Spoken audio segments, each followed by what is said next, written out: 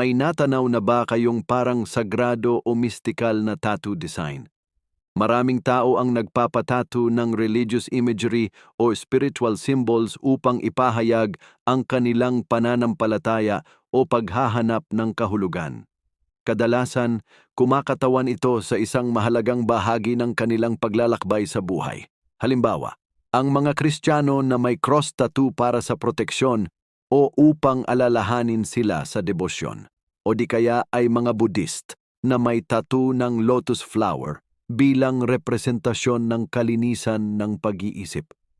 Sa iba, nagsisilbing inspirasyon ang mga espiritual na disenyo na tatuuin habang naghahanap sila ng kapayapaan at katuturan sa nakaraang pagsubok.